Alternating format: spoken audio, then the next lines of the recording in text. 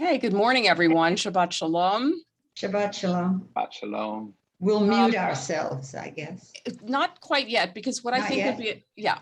would be a nice idea, since we're starting the year, would be just for people to introduce themselves, because there's a couple people who are fairly new to this, and just give us your name and maybe why you're in Torah study. Actually, it's Tanakh study, which I'm going to explain also because my husband didn't know what Tanakh meant. Okay, why don't you start, Ruth? Well, my name's Ruth Geller, and I must say that I appreciate so much all of the adult education that Rabbi and all our other wonderful educators provide. And whenever I can, I like to participate. If I'm not around, then I can't do it. But if I'm here, I appreciate it very much. Thank you, Ruth. Carl. Oh, I see Jenny. I saw there she is. There she is. Yeah. Okay. Carl and Jenny, who, as they're unmuting, they are in Victoria, British Columbia. My name is Carl Preuss. EU is Oi in German, and it's Jenny's name, actually. I took her name when I married her. And I'm a retired historian, and questions are welcome. If you want to ask what kind of history, I don't want to go too much into it, and let Jenny carry that load. So I'm Jenny, and we had the pleasure of getting to know Suzanne, Rabbi Singer, when she provided rabbinic services up here in Victoria. And so we've really enjoyed staying in touch over 20 plus years. Oh my God, that's right. Oh, wow. And I'm so glad that we have this, technology that allows us to do this. Yeah. Sherry. Yeah, sorry. Oh, I was to say, I think both Carl and I are lifelong learners. And so also we really appreciate this opportunity to learn more Tanakh and to be part of the group. Great. We're so glad that you can join us. Okay, Sherry. Hi, I'm Sherry Bachman. I am new to Torah study just because it's been on Zoom, so I didn't have to drive over to the temple, and I just really enjoyed it and love learning new things and learning about my own religion, which is very enlightening and wonderful, and I love this Zoom class. Thank you. So Sherry actually wrote, somebody needs to mute themselves because I hear a echo. So Sherry wrote a beautiful little piece about the pandemic.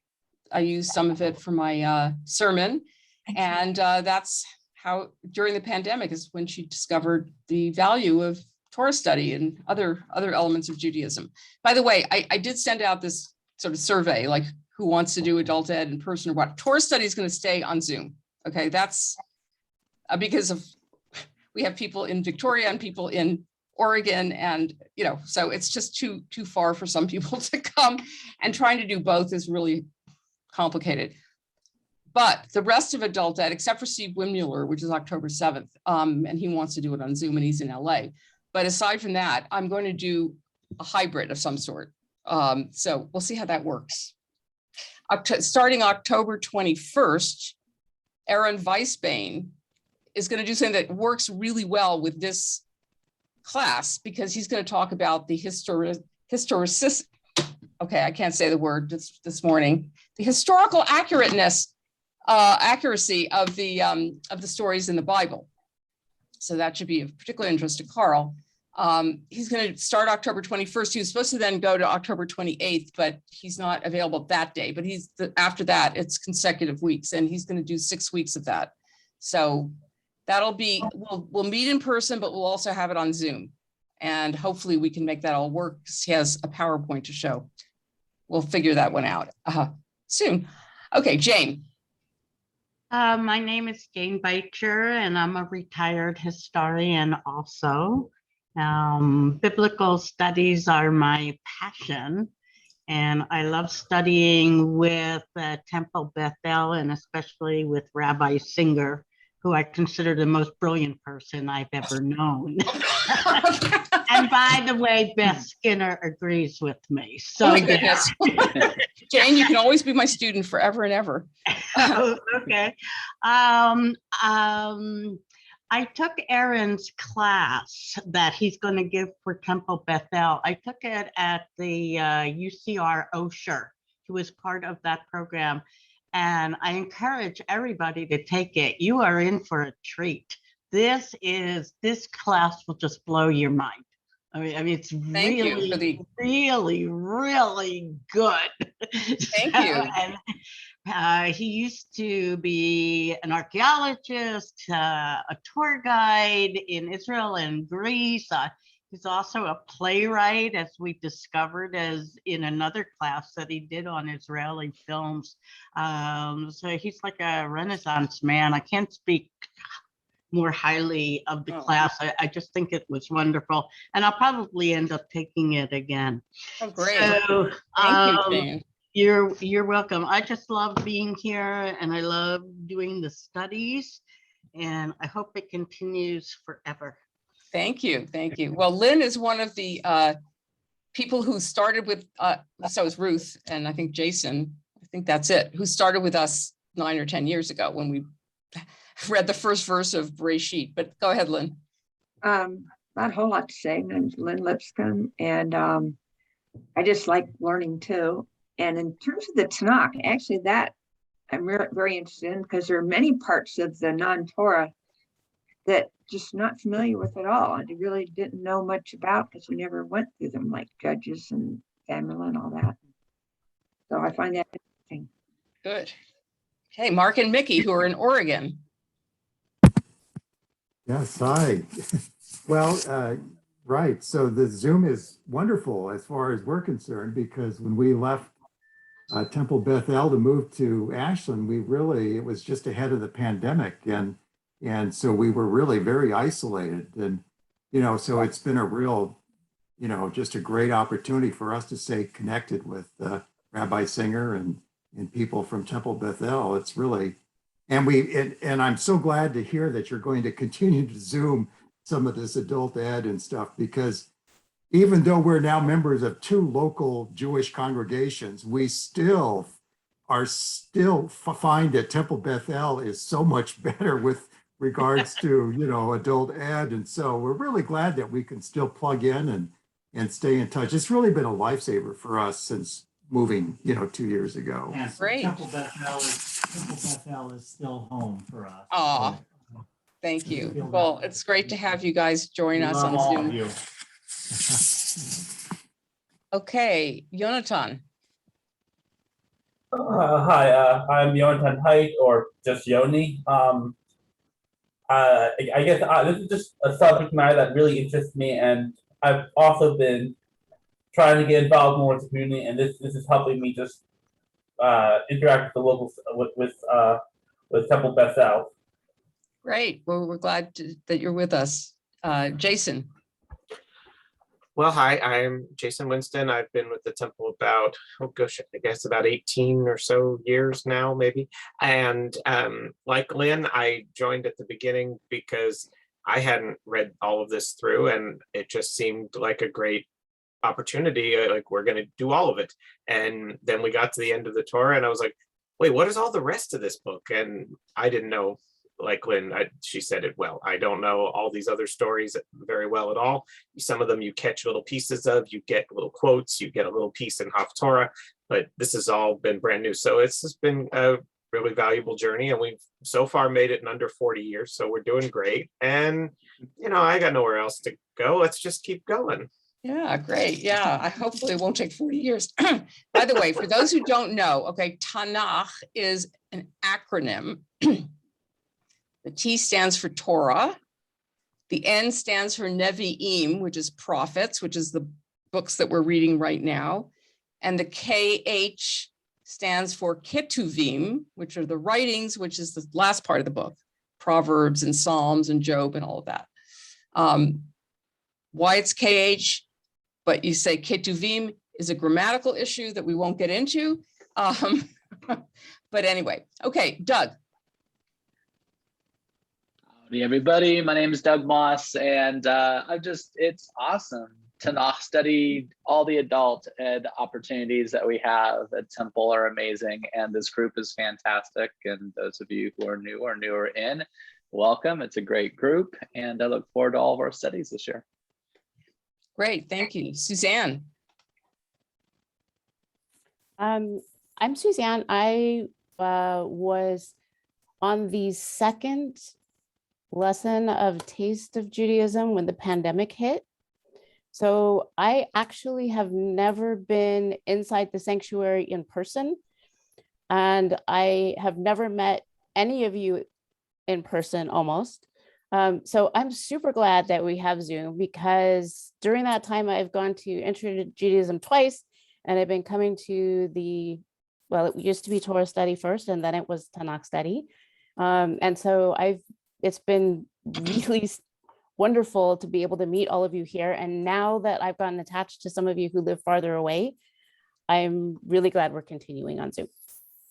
Great. Well, we are going to go back into the sanctuary October 15th and do Zoom also. So it's always going to be multi-access, I think is what it's called now. Sandy, we're just introducing ourselves. So because this is our first class for the year. And you're muted. Yeah, I wasn't here. What was the question? So just, what, why you come to Torah study? Sandy Nelson. Because I really enjoy all the learning I'm getting. I never read the Bible ever, and all these other things, and this is enlightening for me. Great. Okay. Shante. Good morning, I'm Shantae, and I started with the Intro to Judaism, so I'm on my journey to conversion. So this is continuing my education, so I'm grateful to be here. Thanks, Great. Rabbi. We're glad to have you. And there are other people here who have been on the journey. We will not identify them because you're not supposed to do that. However, you're in good company. Okay, Gail. People are moving around the screen. Gail, are you there? Okay, Harvey. Here I am. Harvey Curlin. I'm a retired exercise physiologist, and now I teach Tai Chi in the area. It's interesting, bringing that question up about Torah study, that's how I got involved with Temple Bethel in the beginning. Way back, when Rabbi Harkavy was here, I was doing some meditation, and something came to me while I was meditating, and some people say spirit or whatever, and it said, you need to study the Torah. Whoa. Yeah. So I thought, okay, I'll study the Torah. So I was searching around, and I found Temple Bethel, and I started going to Torah study at Temple Bethel. Wow. And that's how I got in. So that was like, I don't know how many years ago that was. I don't know when he left. He's ancient history now. So I've been, and I've read through the Tanakh. I got a Tanakh, and I got another Chumash, and I've read through them about probably 5 or 6 times. Wow. In the past, yeah, and then I've forgotten most everything now. That's how it goes. Yes. To relearn it. Thank you, Harvey. Teresa. Okay, Hang on. I'm here. I just have trouble with buttons. My name is Teresa Seitz, and I'm a convert too. I have my 1-year anniversary coming up at the end of the month. Oh, Mazel Tov. Yeah, and let's see. I'm not familiar with any of the Hebrew scriptures from a Jewish point of view. So this is wonderful to be able to read through them just with new eyes. It's just great. Thanks. Great. Thank you. Okay. And Gail, are you able to unmute, or maybe not? Gail actually is, she's an artist, and she teaches art to our kids in the religious school, among other talents. Okay, so we're going to begin with. Wait a minute. Here I. Oh, there you are. There you are. Yeah. I was on the freeway before. That's okay. Yeah, I teach art. I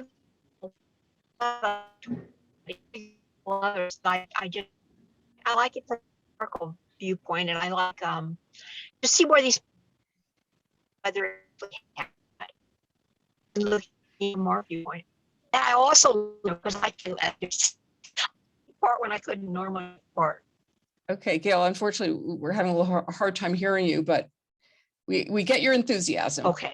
Okay, thank you. So Okay. I'm gonna ask people, I'm gonna ask people to Mute. please mute. Yes, thank you, Ruth.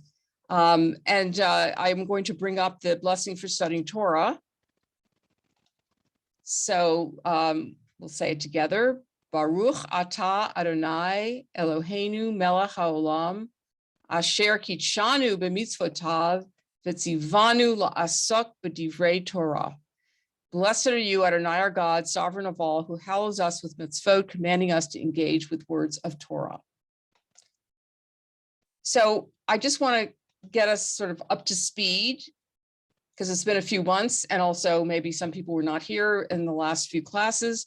So we're in the first book of Samuel. Samuel is a prophet, and the Israelites have entered the land. Joshua, the book of Joshua, talked about the conquest of the land. And then the book of Judges was a more realistic portrayal of the Israelites entering the land, because Joshua portrays this as, 3 lightning campaign strikes where everybody was, defeated and the Israelites took over and, they went off into the sunset. But Judges makes it clear that in fact, it was not quite as brutal. For one thing, they did not kill off all these people and take over all these cities. It was more of a gradual thing, and perhaps in collaboration with some of the people who were Canaanites who then became Israelites. So the first book of Samuel is, supposedly there are a couple of different narratives in there. One is the Ark narrative, which we're about to finish. And that is the Ark that gets taken by the Philistines. So the Philistines are a constant threat to the Israelites. They are on basically where Gaza is today. They're on the coast, and they have more advanced weaponry than the Israelites do. So they're a big military threat to the little new country of Israel. And the Israelites are really afraid, and you're going to see what that results in. But right now, the Ark has been taken by the Philistines. You may remember from the very last class that they put it in one of their little sanctuaries to Dagon, their god, and that did not go well for Dagon at all. So now we're going to see what happens to the Ark. So we are in. Oh, Dagon is a fertility god. Yeah. So I'm going to now share my screen with this. Okay, this is the Ark Return to Israel. Now, I put up on the screen the Bible so that we can read along. But if you have your own version of it, you feel free to read your version. As you know, this was originally written in Hebrew, so translations are always interpretations, and some of the words are not necessarily so clear. So you might have a slightly different translation, which makes it interesting. Then you kind of figure out what's the problem with the Hebrew, that the translation is not clear. Oh, by the way, do you remember, before we start reading this, do you remember what happened to the Philistines because they stole the Ark? What was the punishment that God did? Jane.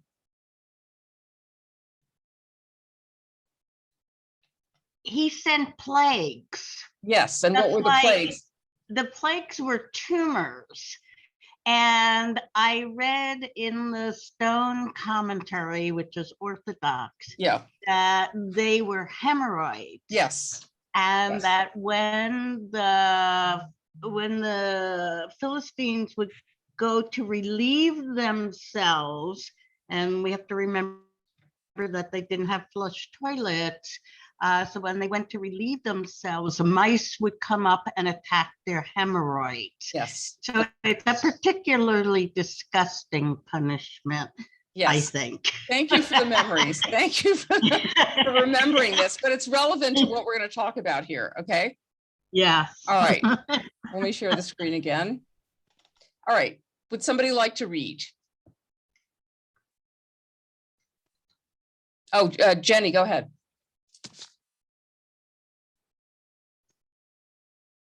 When the ark of the Lord had been in Philistine territory for 7 months, the Philistines called for the priests and the diviners and said, "What shall we do with the ark of the Lord? Tell us how we should send it back to its place." They answered, "If you return the ark of the God of Israel, do not send it back to him without a gift. By all means, send a guilt offering to him. Then you will be healed, and you will know why his hand has not been lifted from you." The Philistines asked, "What guilt offering should we send to him?" They replied, 5 gold tumors and 5 gold rats, according to the number of the Philistine rulers, because the same plague has struck both you and your rulers. Make models of the tumors and of the rats that are destroying the country, and give glory to Israel's God. Perhaps he will lift his hand from you and your gods and your land. Why do you harden your hearts as the Egyptians and Pharaoh did? When Israel's God dealt harshly with them, they did not send the Israelites out so they could go on their way. Okay, thank you. I'm going to stop you just for a second. So what a lovely gift. Golden hemorrhoids and golden rats. Can you imagine? I mean, I suppose the weight of the gold, it doesn't really matter what shape it's in, but still very, very strange. So the verb that's used in Hebrew to send the ark back is the same one that Pharaoh used when he talked about sending out Israel from Egypt. And also the Israelites were told that they would not leave empty-handed. So here, these little golden rats and hemorrhoids are going to be the gift that is being sent to the Israelites. Do you notice anything else that reminds you of Egypt? I'll put. The ark looks very Egyptian. Well, that's possible. I'm just talking about what. Here, I'll put it back up. What else is what's the reference here that reminds you of Egypt? Verse 6. Exactly, harden your hearts. So there's a little bit of a parallel here, right? Between, there's the verb that's used about sending them out. There's the gold. Remember, the Israelites left with gold. They went and so-called borrowed gold from the Egyptian women, and harden your hearts. And then there's a direct reference right here, as Egyptians and Pharaoh did. So somehow whatever God did in Egypt was such an amazing, powerful thing that people still remember it now. We're talking about, years and years and years later, right? And a whole different community. This is not Egyptians or Israelites. These are the Philistines. So they're still, this is 400 years later, okay? They're still intimidated by what happened. So there's something about like, okay, this ark, this is the ark of God, and there's something about it that's very powerful that clearly we can't keep it here. And we don't want to end up with another situation like the one that happened in Egypt. Didn't go well for the Egyptians, as you may recall, right? Okay, let's go back. Okay, somebody needs to, oh, Sherry, you have your hand up? It's hard for me to see when I have the screen share, but go ahead. I just wondered what date we're talking about. You said 400 years later. What approximate date are we talking about? So supposedly the Israelites went into Canaan in the year around 1200. So, this is maybe a generation later. Okay. Thank you. Yeah. So 13th century BCE. Okay, good question. All right, any other questions or comments? Okay. Oh, Gail is back inside. Okay. All right, Jenny, if you wouldn't mind keeping on at verse 7. Now then, get a new cart ready with 2 cows that have calved and have never been yoked. Hitch the cows to the cart, but take their calves away and pin them up. Take the ark of the Lord and put it on the cart, and in a chest beside it, put the gold objects you are sending back to him as a guilt offering. Send it on its way. But keep watching it. If it goes up to its own territory toward Beth Shemesh, then the Lord has brought this great disaster on us. But if it does not, then we will know that it was not his hand that struck us, that it happened to us by chance. Okay, so let me ask you, what is the test here? What are they doing here with these cows? So let's go point by point. Okay, these cows have never been yoked, which means what? So they've never labored. Right. Cows have never labored, and they've just had their babies. Yes. And what they're doing is it's a test to see if this is going to work, because the nature of the cow is to stay with her calf. Exactly. And especially one that has never been yoked. I mean, one has always been free. So we've got layers of tests here. And will the cows actually take this wagon? Where are they supposed to take it? Beit Shemesh. Beit Shemesh. Will they take it to Beit Shemesh? If they do, then it's the will of God that they do it, because they're acting against nature. Absolutely. Totally acting against nature. Here. Absolutely. So first of all, if they've never been yoked, you can imagine, they're going to rebel against having a yoke put on them, right? That's the first thing. Rabbi Singer, yeah, it's not that they're unblemished. If they haven't had a yoke, they don't have those scars. Well, yeah, but the point is that if they've never been yoked, it's like when you try to put a bit on a horse, right? I mean, they're going to rebel against that. That's not their nature to be, controlled by us. So the first thing is, by putting the yoke on them, they're going to, be kind of crazy, right? Jumping around. It's like, it's like the first time you put a leash on a dog, it's not natural for them to have that. So that's the first thing that goes against nature. And the second thing is, as Jane said, they just calved. So their babies are wanting to have milk from them, and they're going to be going off somewhere else. Their sort of natural instinct would be to go back to where the calves are to give them milk. So this is a completely unnatural thing that they're being asked to do. And so the Philistines are saying, well, if they go to Beit Shemesh, which is where we're sending the ark, then that means God is behind it, because God is the only one who can, make things go against nature.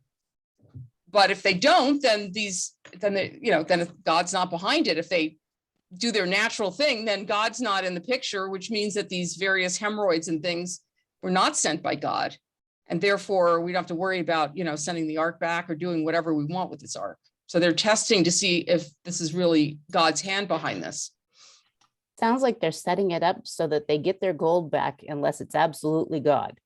Good point. Good point. Yeah. If it's not God, hey, we get to throw out the ark and keep the gold. Good. Make up for all those awful hemorrhoids. Okay, so we're going back to the text. Okay, so Jenny, if you don't mind. I'm sorry, in what verse? 10, do you see? 10, okay. So they did this. They took 2 such cows and hitched them to the cart and penned up their calves. They placed the ark of the Lord on the cart, and along with it the chest containing the gold rats and the models of the tumors. Then the cows went straight up toward Beth Shemesh, keeping on the road and lowing all the way. They did not turn to the right or to the left. The rulers of the Philistines followed them as far as the border of Beth Shemesh. Thank you. Okay, so the lowing is, of course, the cows, in distress. They want to be able to go to their babies. And I don't know, I think this is the Stone edition, draw a parallel to the beginning of Samuel. If you remember, you have Hannah crying because she can't have any children. Eventually she does, and her kid is Samuel, who's dedicated to God. But it's this sort of comic scene of these cows with big udders bursting with milk, pulling a cart with these golden hemorrhoids. I mean, it's really a comic scene. It's not, you know, so I suppose that's the Bible's way of making fun of the Philistines. And of course, they go on the straight path, right? Singing praises to God. All right, let's go on. Let's see, where is it? There it is. Okay, verse 13. Now the people of Beth Shemesh were harvesting their wheat in the valley. And when they looked up and saw the ark, they rejoiced at the sight. The cart came to the field of Joshua of Beth Shemesh, and there it stopped beside a large rock. The people chopped up the wood of the cart and sacrificed the cows as a burnt offering to the Lord. The Levites took down the ark of the Lord, together with the chest containing the gold objects, and placed them on the large rock. On that day, the people of Beth Shemesh offered burnt offerings and made sacrifices to the Lord. The 5 rulers of the Philistines saw all this and then returned that same day to Ekron.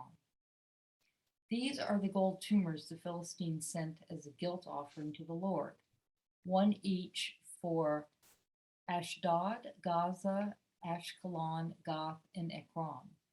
And the number of the gold rats was according to the number of the Philistine towns belonging to the 5 rulers, the fortified towns with their country villages. The large rock on which the Levites set the ark of the Lord is a witness to this day in the field of Joshua of Beth Shemesh. But God struck down some of the inhabitants of Beth Shemesh, putting 70 of them to death because they looked into the ark of the Lord. The people mourned because of the heavy blow the Lord had dealt them, and the people of Beth Shemesh asked, "Who can stand in the presence of the Lord, this holy God?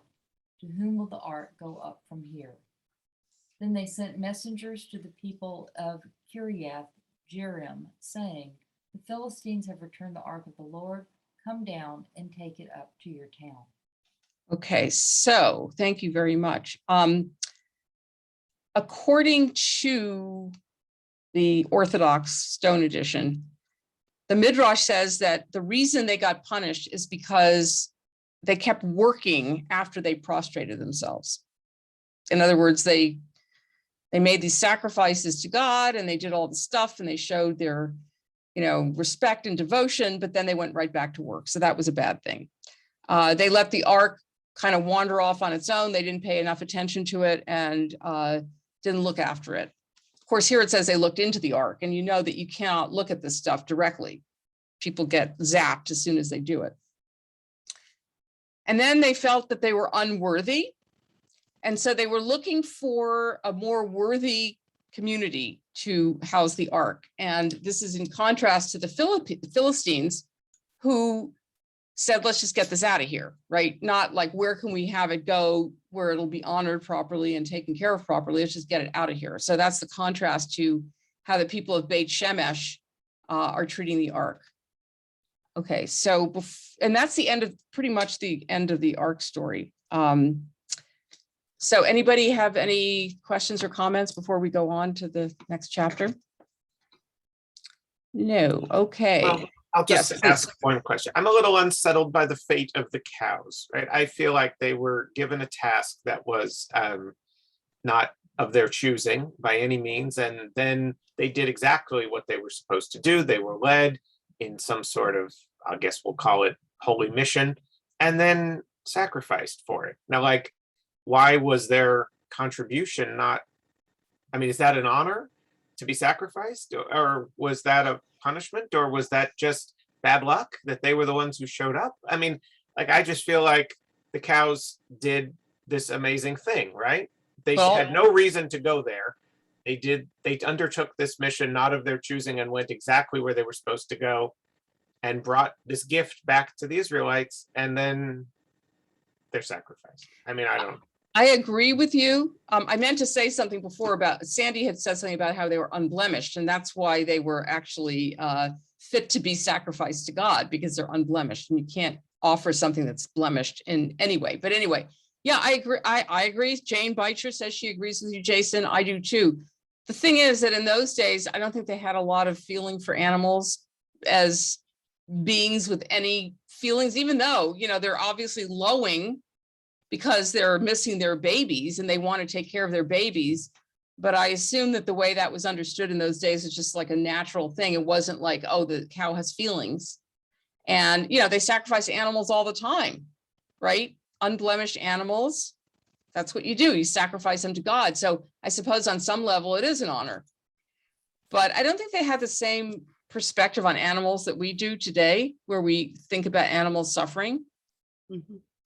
I mean, there is a rule that you're not allowed to eat part of an animal while it's still alive. So that meant that people used to like pull a leg off and chew on it. You know, I mean, yeah, it's disgusting, but you know, I guess different standards in those days, right?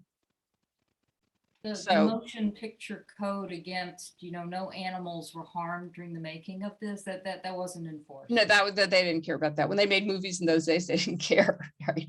No, but seriously, you know, it's like when I've gone, and this is not to disparage countries in the developing world, but when I've gone to like Ghana, for example, and seen, you know, animals like dogs roaming around, they're skinny as anything, they eat whatever, you know, scraps are available. I mean, people don't treat them the way we treat our animals here, right? They're not coddled and spoiled and, you know, they just, you know, I mean, when you're on a subsistence level, I don't think you worry about your animals as much as we do in our more, you know, first world environment. I mean, there is the kosher law about killing the animal by just slitting the jugular, which is supposed to be more humane than any other way to kill an animal. But aside from that, I'm not so sure that, you know, there was a lot of thought about it. I mean, look, you brought your animals, you know, the firstborn animal, just imagine, you know, it's born on your territory, it's cute, like a little baby sheep or something, a lamb, and then you bring it to be sacrificed, right? Isn't there also the thing about you don't take the eggs from the nest while the mother is present? So there is some thought. Yes, to that's the- true. There is some sensitivity. There is, but you still take the eggs anyway. The mother's not there, but she comes back and where are her kids, right? Isn't that a midrash at a later time? No. It's actually a law. Is it? Yeah. But the midrash, well, in the Talmud, there's a story about this guy named Abusha ben, he's called Acher, meaning Abuya. Yeah, Elisha ben Abuya. He's called Acher, which means the other person.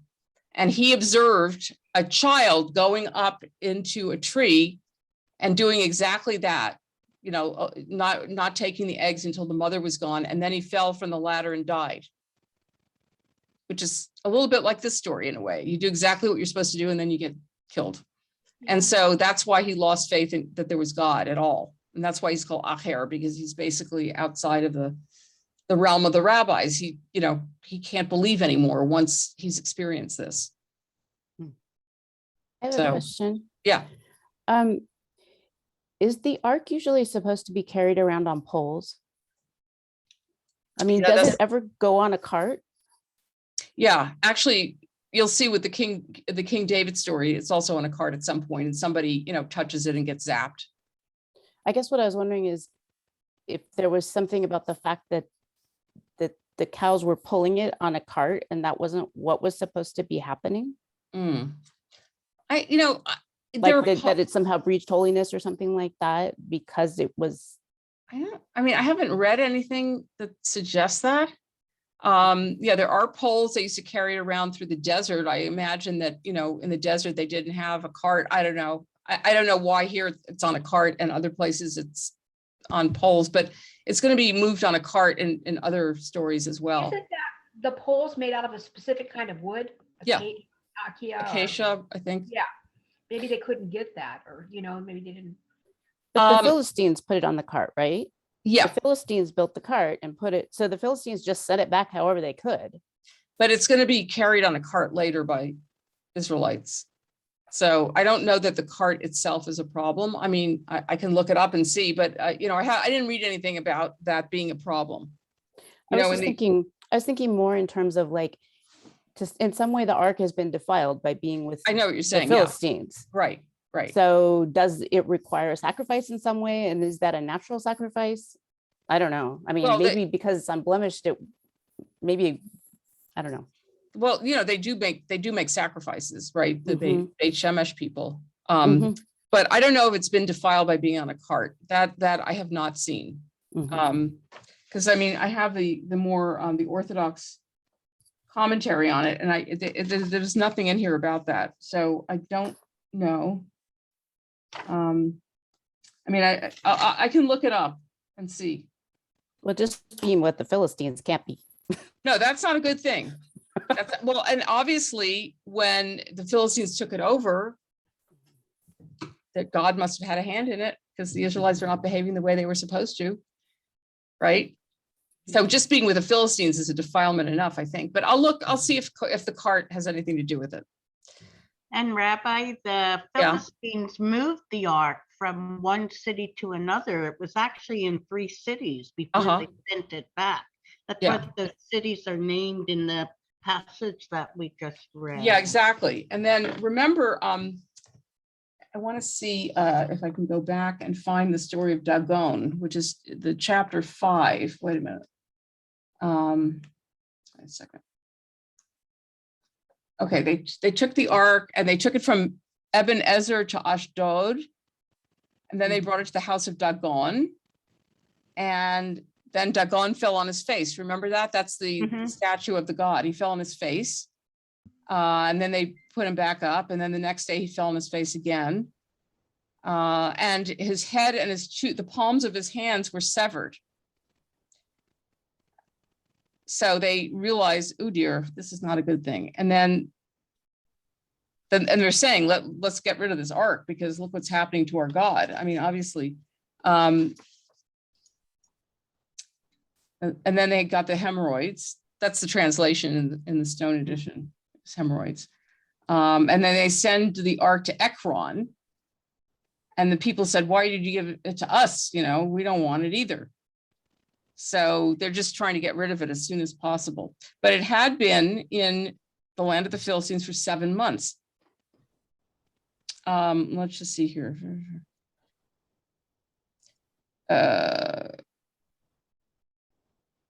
So the ark's exile in Philistia lasted for 7 months, and the suffering continued for all that time. While there may have been people who thought at first that the plague was coincidental, they became convinced that it could not have endured for so long unless it was God's punishment for the desecration of the ark.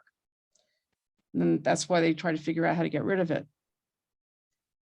Realizing that the plagues were probably a result of their dishonor to the ark, the Philistine leaders wondered whether they should return it. And only their priests could figure it out because it's a spiritual matter. And those men did not say whether or not it should be returned, but if the decision was to do so, the leaders should send gifts that would symbolize the afflictions that God had visited upon them. So here's what they say about golden hemorrhoids. They were to make golden representations of inflamed flesh and bulging veins. Sounds like a delightful gift. And it says the priests urged the leaders not to be deterred by the expense of the proposed tribute. Would it not be foolish to let the nation continue to suffer merely to conserve precious gold? We might apply that lesson to today. How many trillions of dollars should we spend to make this country whole? Were not the Egyptians stubborn until they were not only forced to surrender to God, but were brought to their knees in the process? Okay. Yeah, and it was the priest's idea to do this test with the cows. And it says also, this test also addressed the Philistine concern that the proposed tribute of gold would be too expensive. This is what you said, Suzanne. I think Suzanne said it. If the cows did not march to Jewish territory, the gold would not be lost. Okay. Oh, let's see. Oh, this is interesting. The use of a new wagon and of calves that had never worked was to show respect for the ark. Or as another proof of the miracle, they would not use oxen which were accustomed to a yoke. Cows would not have known how to pull the wagon unless God was directing them. Okay. So I don't think it was a bad thing that they were on a cart. It was a new one. They didn't use the cart that they used for, to carry, cow manure around or something, right? I love these hemorrhoid gifts. Next time you're trying to figure out what to give someone who has everything, Okay. Do they have to be golden? Of course they have to be golden. If you give them as a gift? Yeah, you want to give silver ones or bronze ones. You know, there are times when the Bible is so graphic. It's really, really amazing. Okay, let's move on to Samuel. Okay, so let me go to the next chapter. Hello, yes, here we are. You know, I wanted to use a Jewish text, like from Sepharia. Sepharia is a wonderful repository of a lot of different Jewish texts. And of course it has the Hebrew also, but the translation is very awkward. I looked at it again and this is a much better translation. I mean, just as far as readability. So that's why I'm using a Christian one online. Okay, so this is the end right here, this last verse. So the men of Kiryat Jearim came and took up the ark of the Lord. They brought it to Abinadab's house on the hill and consecrated Eleazar, his son, to guard the ark of the Lord. The ark remained at Kiryat Jearim a long time, 20 years in all. So that's the end of the ark story, which apparently, you know, is a different sort of tradition from the rest of this. Because remember, by the way, remember when Abraham is told by God, you're going to have all these descendants. And Sarah is barren at that point. And so we think at first that Eliezer, his servant, is going to be the inheritor of his covenant with God. Then Hagar has a kid that's supposedly going to be their adopted kid, Sarah and Abraham's kid. And so you think, oh, it's going to be Ishmael. That'll be the next guy. That's Abraham's son. Sarah's going to adopt him. She doesn't adopt him, and then finally, Sarah has a child, Isaac. Then God says, kill Isaac. So there's this sort of whole mystery throughout there of like, who's going to inherit the throne, right? And now we're going to have a kind of similar thing. Who's going to be the king? And then we're going to find out who's going to be the inheritor to the dynasty and whatever. So it's a similar kind of, you know, mystery. Okay, so would somebody like to pick it up here? I can read. Thank you. Then all the people of Israel turned back to the Lord. So Samuel said to all the Israelites, if you are returning to the Lord with all your hearts, then rid yourselves of the foreign gods and the Ashtoreths, and commit yourselves to the Lord and serve him only, and he will deliver you out of the hand of the Philistines. So the Israelites put away their Baals and Ashtoreths and served the Lord only. Okay, so let me just clarify. Baal is the Canaanite god, right? The top dog. And the Ashtoreth is the fertility goddesses of the Canaanites. And, you know, the Israelites are constantly, as we'll see throughout the whole historical section here, which is the 2 books of Samuel and the 2 books of Kings, they're constantly, you know, backsliding. And instead of serving Adonai, our God, they're going to serve Baal and Ashtoreth. And build these, you know, put in these trees that symbolize the fertility goddess and all of that. So Samuel, who's the prophet here, and the high priest, is going to, you know, cleanse the cult, get them straightened out. And guess what? When you're faithful to God, guess what happens? You win the battles. Okay, thank you. Go ahead. Then Samuel said, assemble all Israel at Mishpah, and I will intercede with the Lord for you. When they had assembled at Mishpah, they drew water and poured it out before the Lord. On that day they fasted, and there they confessed, we have sinned against the Lord. Now Samuel was serving as leader of Israel at Mishpah. Okay, so let me just tell you what pouring out the water is supposed to be about. This will surprise you. This is from Midrash. So according to Rashi, it's a symbol of humility, where the Israelites are comparing themselves to poured water, you know, on the ground. Or according to another commentator, that's the way they cleanse themselves from sin. Or It's the way that they poured out their hearts in repentance. You can either see it that way or not, that it's a metaphorical way of their teshuvah. Okay. I'm just Yeah. wondering, since we think that the Israelites were really came from the Canaanite people, you know, that our DNA shows that, you know, that they didn't have a big influx, perhaps not like that happened with Joshua. Yeah. That they already have all these other gods that they're introducing, you know, that's why the cult is so difficult for them to fight, because they already have these cults. And I'm wondering if pouring of the water isn't, you know, because we assimilated a lot of their traditions. I'm wondering if that's it, if that was something they did with another god or goddess. If Jane would know if that's how the Canaanites did one of their ceremonies with water. I don't know, Jane, do you know? I really don't know. I know that, and I agree that it's very difficult to get rid of these Canaanite gods and goddesses because they're part of the whole history of Bnei Yisrael. And the question always comes up for me is, when did Jews really become Jewish? When did they become monotheists? And I don't see it until they returned to Israel after the Babylonian captivity. So this makes a lot of sense to me that they're still struggling with this cultural background. Especially as they're coming into contact with so many of the same people that they came from. I mean, they're going, it's not that they're going back into a culture, a country, and the religion is absolutely purified, solidified, understood, uniform, whatever.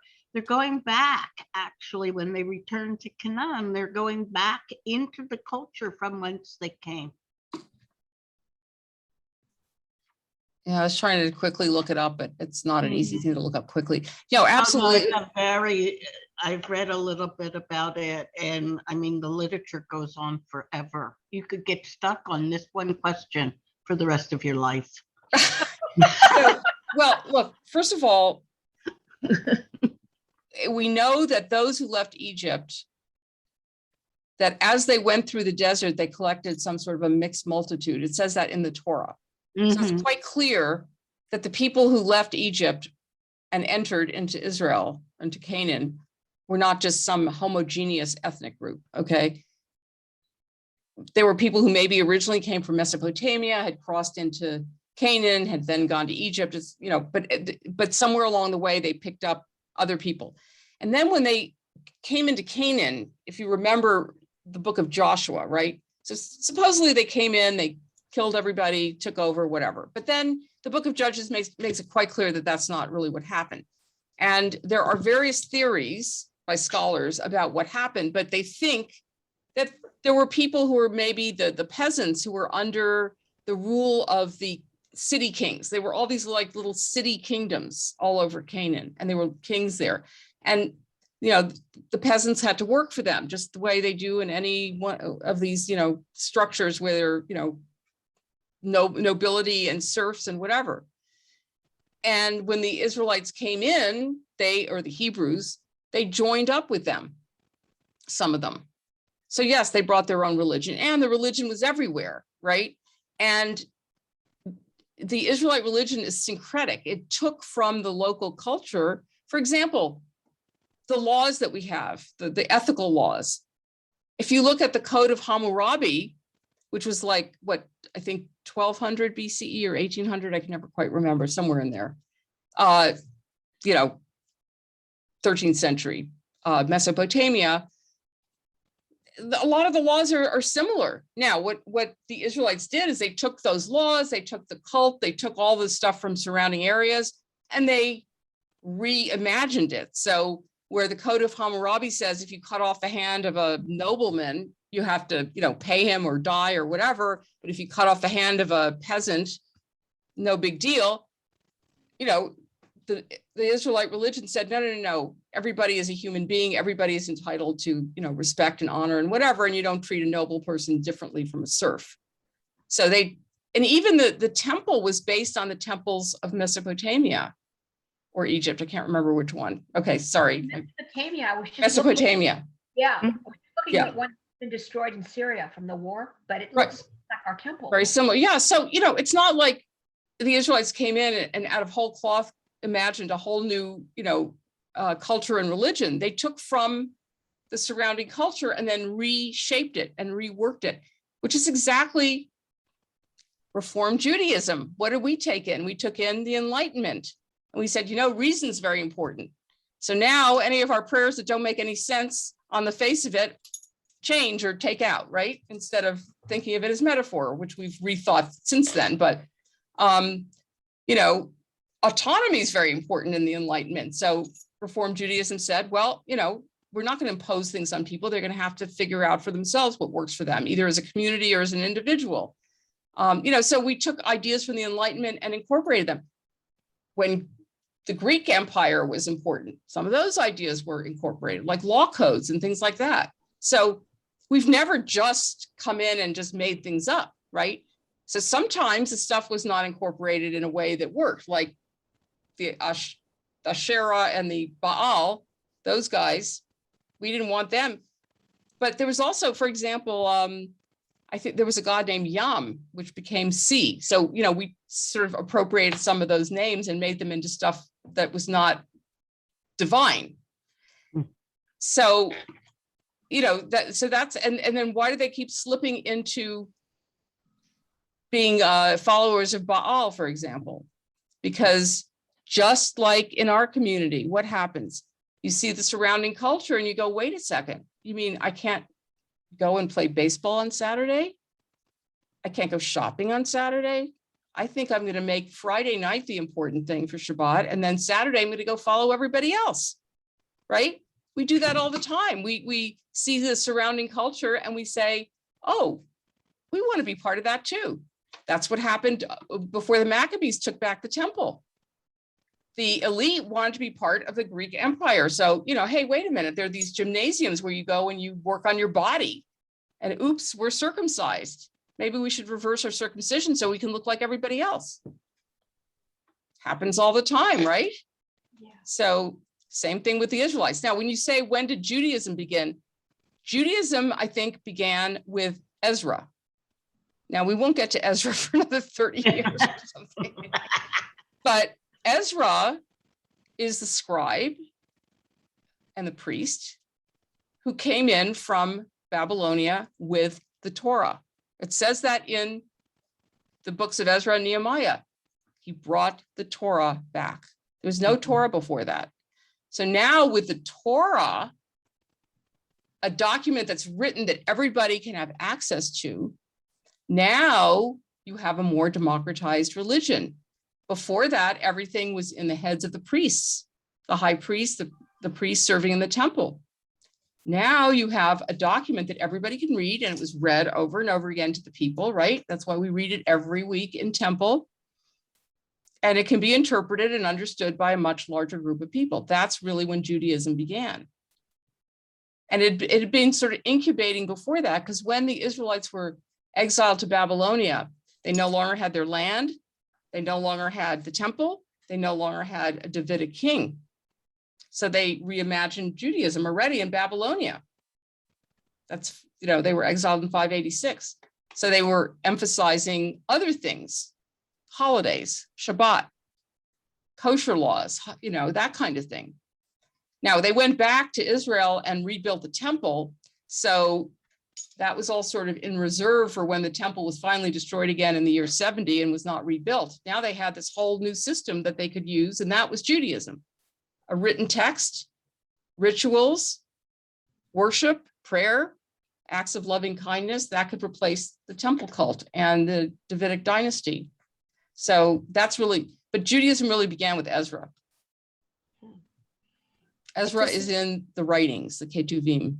That makes sense to me, because I was reading the book of Samuel. They think it was written at about 586. So you're saying Ezra, and they think it was connected with a lot of different writers at different time periods for the word. Oh, yeah, Yeah.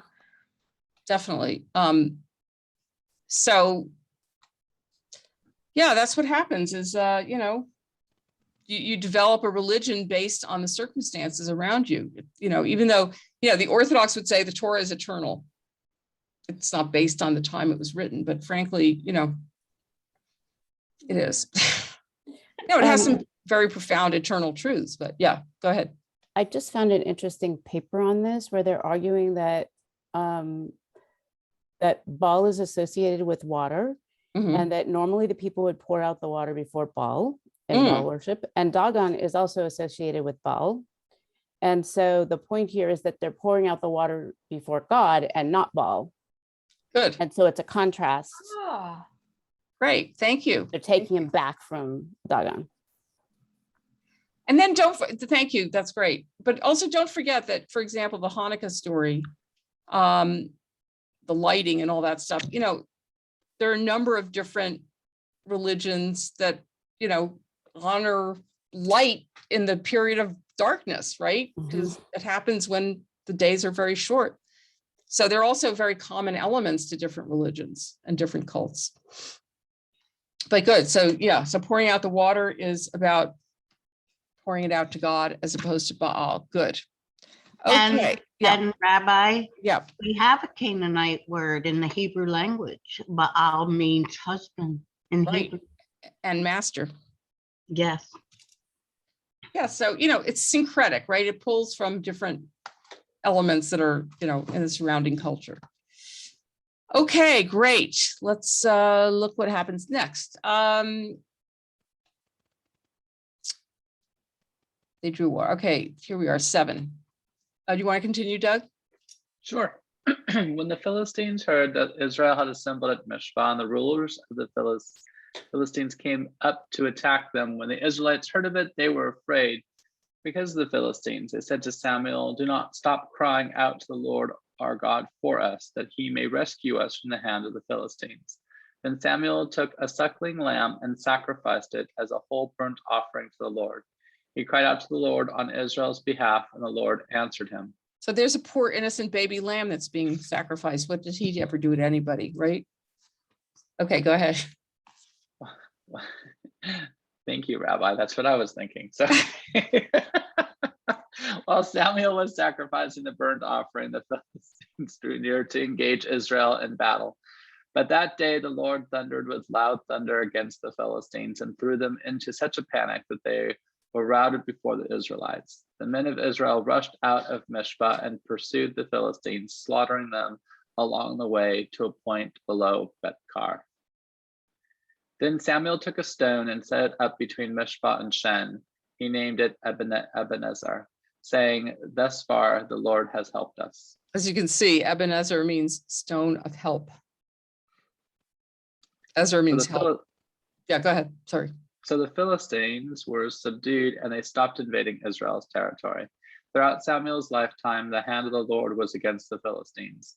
The towns from Ekron to Gath that the Philistines had captured from Israel were restored to Israel, and Israel delivered the neighboring territory from the hands of the Philistines. And there was peace between Israel and the Amorites. Samuel continued as Israel's leader all the days of his life. From year to year, he went on a circuit from Bethel to Gilgal to Mishpah, judging Israel and all those places. But he always went back to Ramah, where his home was, and there he also had held court for Israel, and he built an altar there to the Lord. Great. So you see that when you obey God and you show your honor of God, then you win your battles, theoretically anyway. That seems to be one of the points here. Any comments or questions before we go to the next chapter? I've got 2 questions. Okay. One, why would the Philistines want to attack the Israelites after they just saw that they had to give back the ark and they had all that, had to give the gold and rats and all that back? Rats. And second, where did the Amorites come from all of a sudden? I mean, it's mentioned right now. How did there was peace between the Amorites and the Israelites? Where did that come from? The Amorites.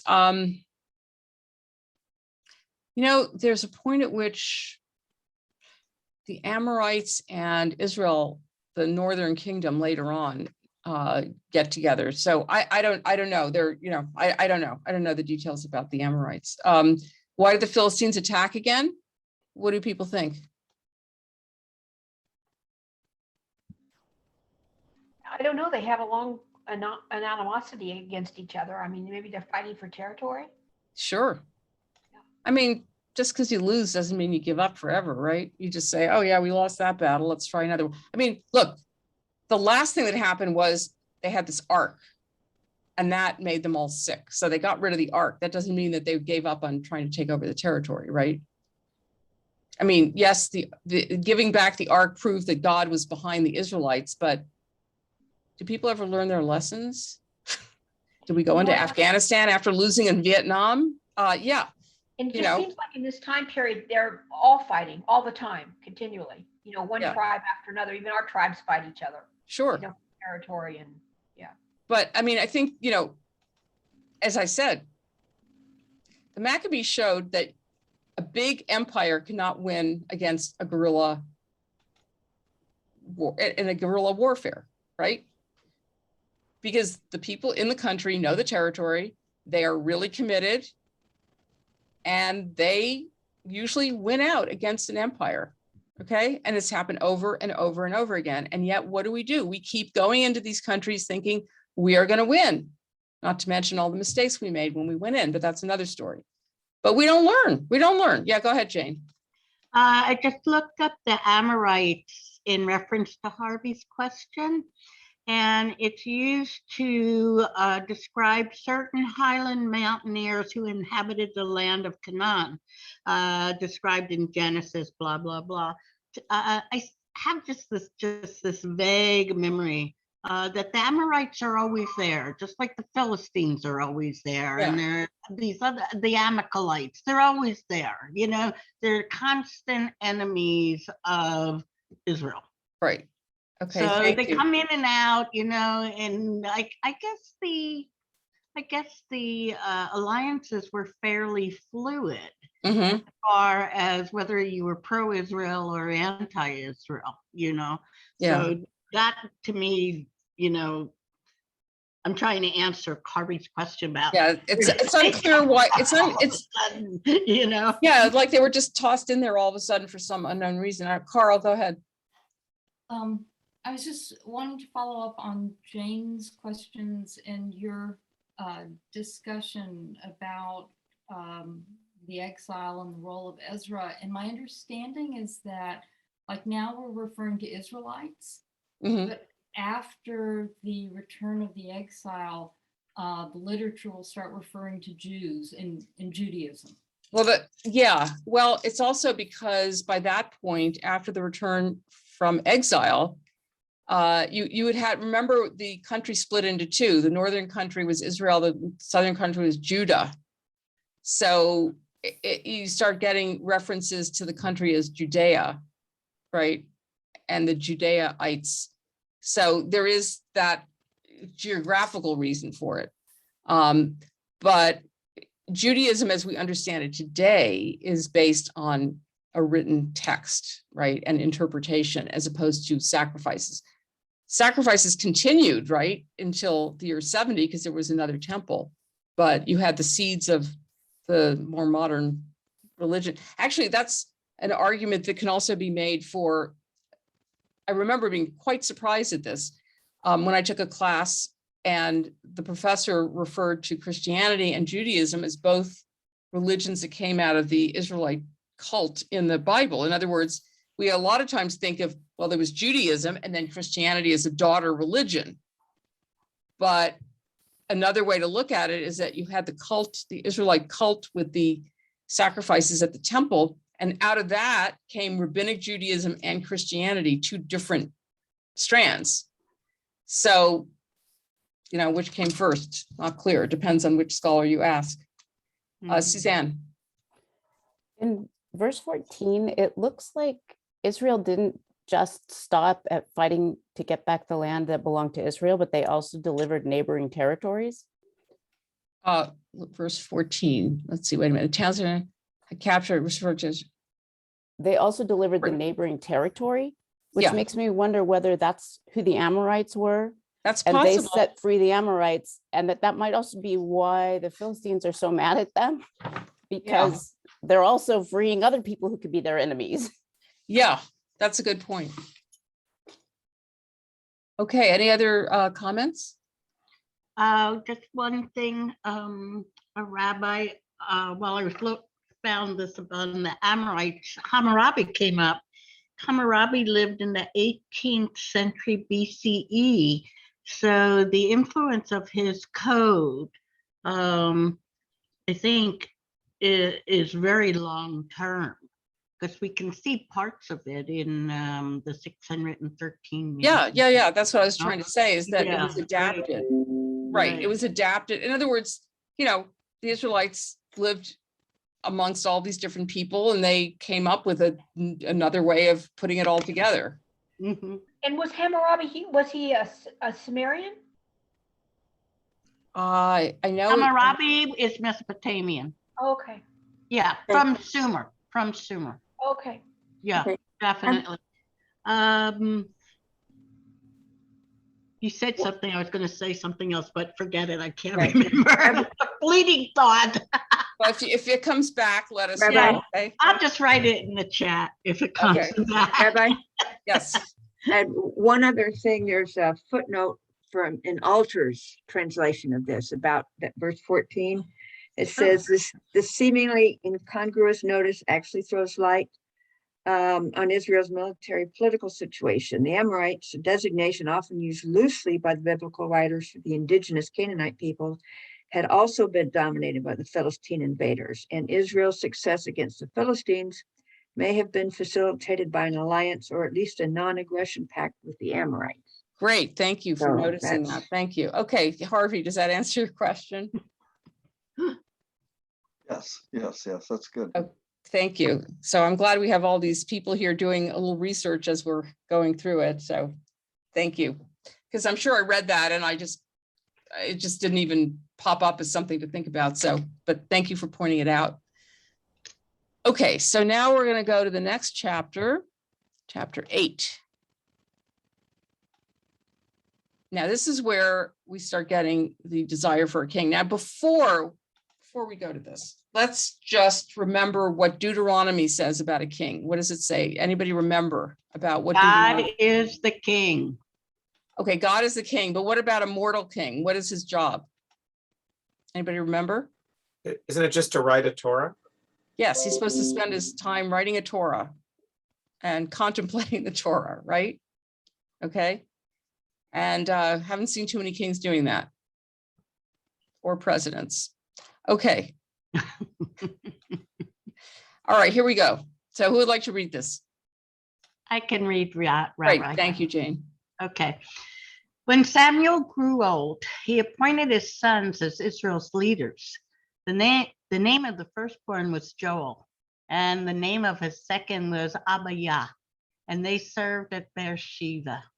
But his sons did not follow his ways. They turned aside after dishonest gain and accepted bribes and perverted justice. Okay, so let's just stop for a moment. Do you remember this situation happening with anybody else? Aaron. Aaron had an issue with his kids. Good. And then later, remember Eli, the guy who thought that Hannah was drunk? Oh, yeah. His kids were bad too. We see this happening today in America with the kids of certain presidents who end up being, losers. Okay.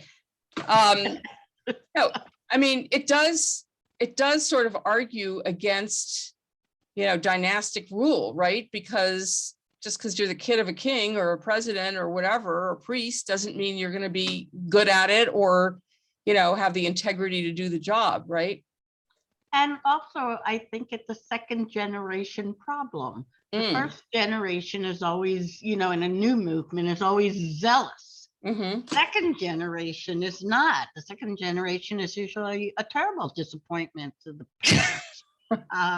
because they're not following in the footsteps, and the parents feel that they have made these enormous sacrifices.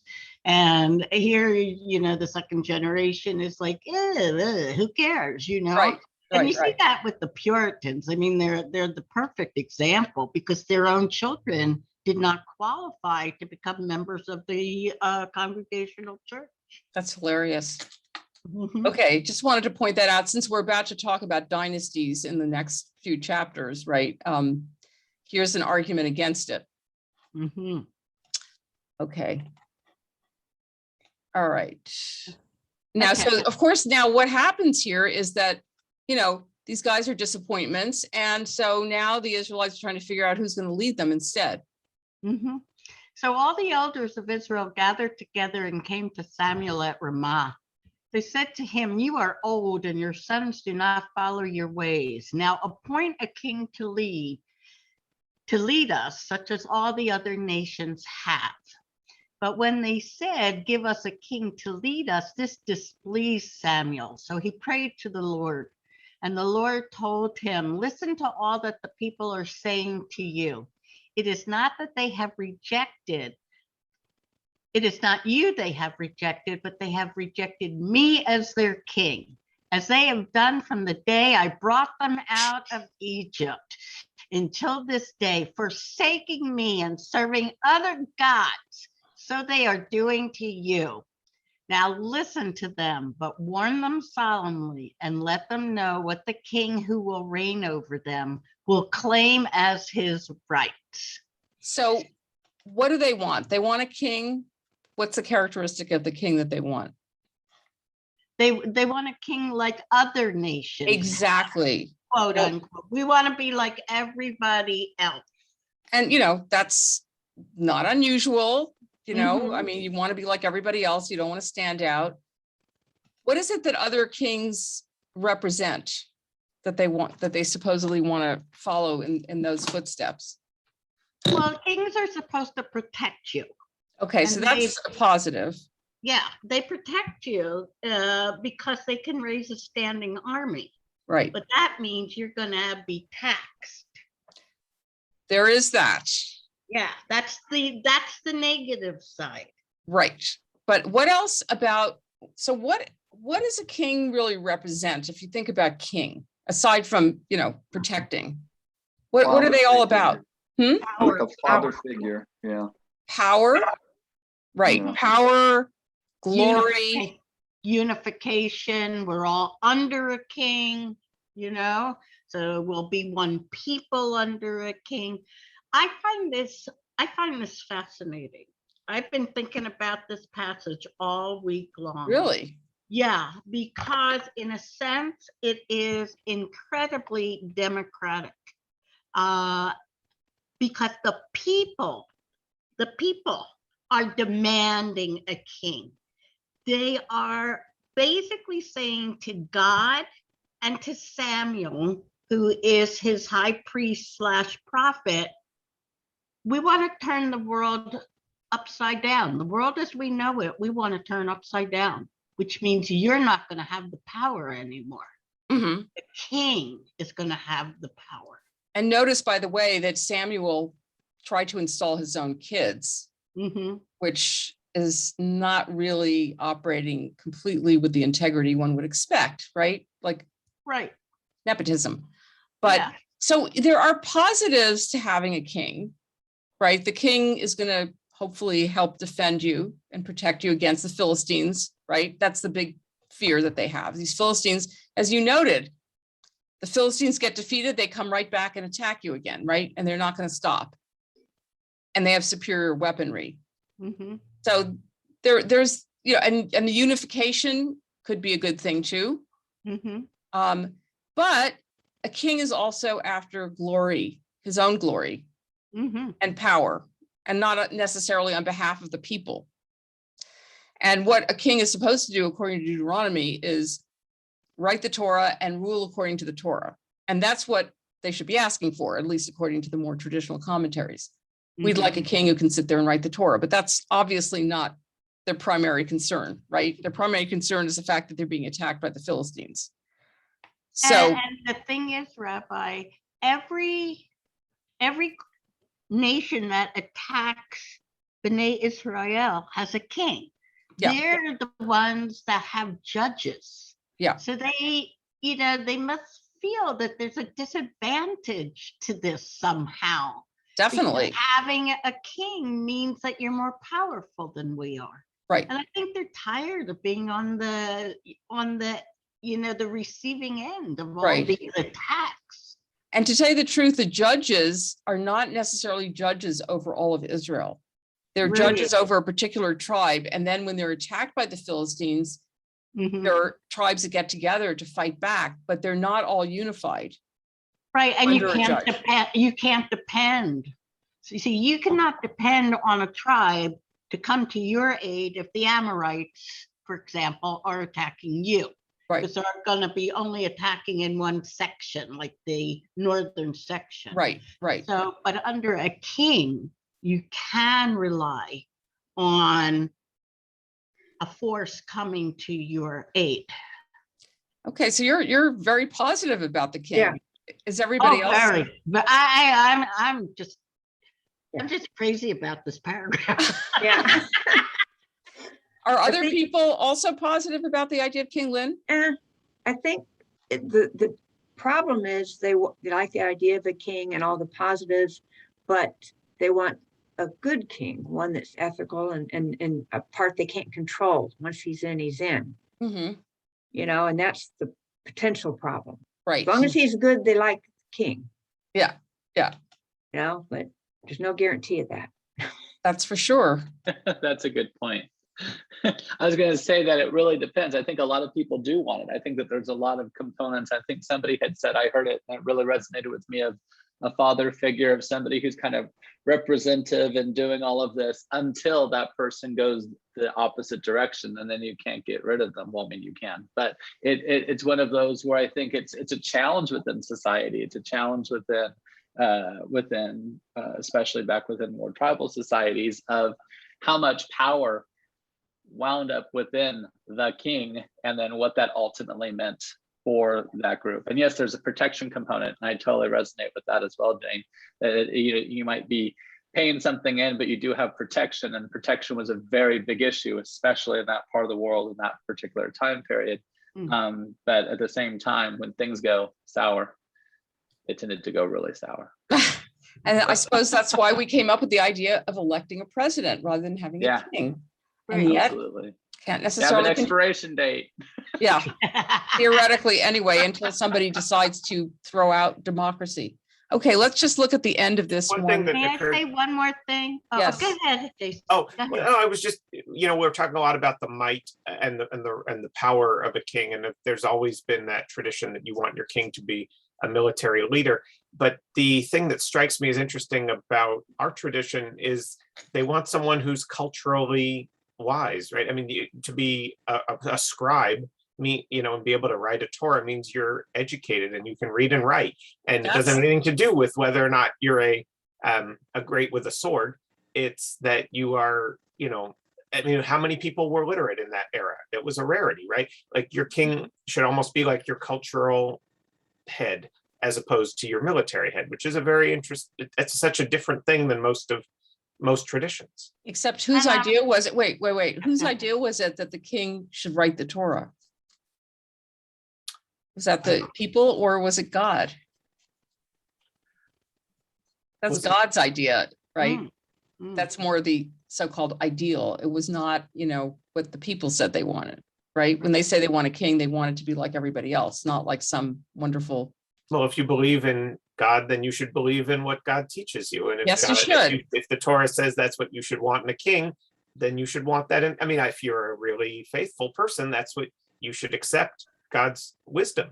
Yeah, you should. But, I like to look at the first two stories in Bereshit, which is this week's Torah portion, which is that, which changes this afternoon. But they're two creation stories. There's the one where God creates the world in this very symmetrical, ordered way and says everything is good and everything is in its place. And then God puts us into the picture, and then we mess it all up. Okay, Jane, last comment, and then we'll go just finish this Okay, chapter. I'm glad Jason said what he said, because our